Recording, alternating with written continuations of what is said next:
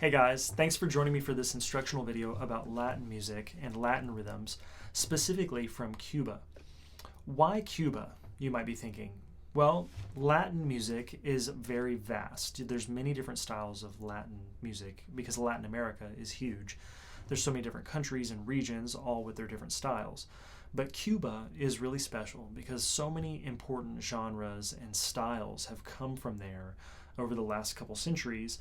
And even if you think about something like salsa, which is a really important genre in like popular Latin music, right? Well, the interesting thing is that salsa actually was created in the United States in New York City in the late 60s and the 70s, but from Puerto Rican and Cuban immigrants. And really it's Cuban music and son cubano, which is that quintessential Cuban genre that has all those rhythms in salsa. That comes from Cuba. So the more traditional style, like son cubano, that's going to be the bulk of what we're looking at, which all, like I said, could all be applied to salsa as well. And I have put together some backing tracks that have typical son cubano, salsa, percussion instruments.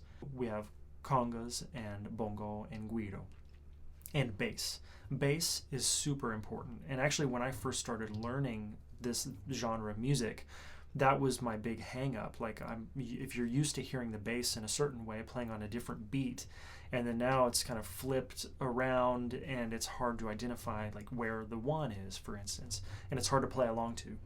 So I have prepared 8 backing tracks in this type of rhythm style, the son cubano. But then to round out our lesson about Cuban music, I chose to include several different genres like the bolero, danzón, and cha-cha-cha. And we're also going to talk about different terms like tumbao, montuno versus what is a son montuno. Now, the point of this instructional video is to really familiarize yourself with these rhythms and to learn some of these picking patterns that you can play. So if you are trying to learn this genre, you have an approach for how the mandolin can participate. Or maybe you want to take some of these concepts and apply them, like when I'm playing, sometimes when I'm playing gypsy jazz, I throw in like a Cuban kind of rhythm. So just understanding what those rhythms are and where they come from and some different patterns and ideas for how to play on them is going to be really useful. Well, let's get to it.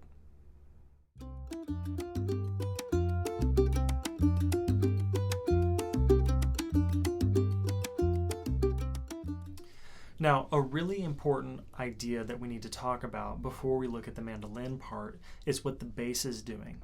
Because to me, this is almost the most essential part for you to listen to identify how to play along with son cubano or salsa music, things that are based on this clave and son type of groove, right? So the interesting thing about the bass is that it does have this syncopation that can throw you off, especially the first time you start hearing this and doing this. So let's look at this example of bass, a typical bass tumbao, like a bass rhythm pattern for this style of music. Now, I have written it here in treble clef, also with tab for mandolin, assuming that if you read music, that's where you're coming from. And so you can imagine what this type of line sounds like on bass. But if I played it on mandolin, it would be like...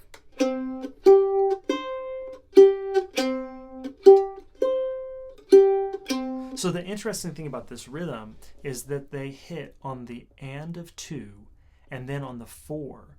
So that hitting on 4 is like anticipating whatever the next measure is, which can be very odd, but it does it very consistently. And you're going to hear in the backing tracks, actually my good friend Edwin Garcia helped me do this, the bass parts. There are variations that can happen, but as a default, we're going to have several backing tracks that explore this type of rhythm. So let's hear what the bass sounds like in time.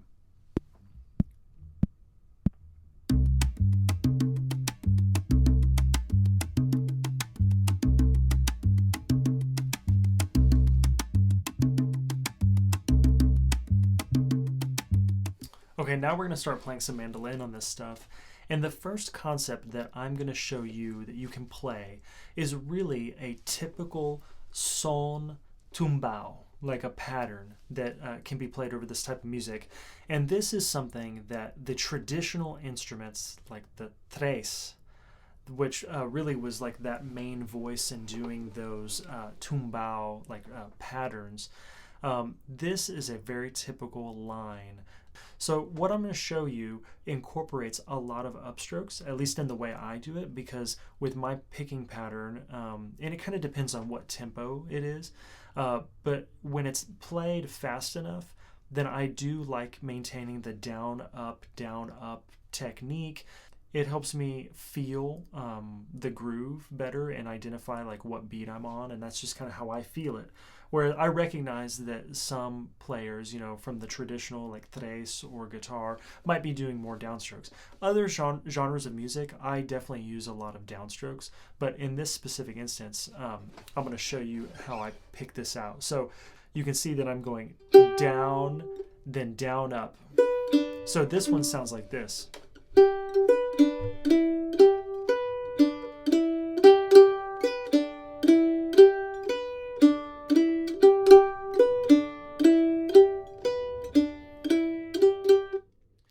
Now let's hear what this sounds like with the backing track.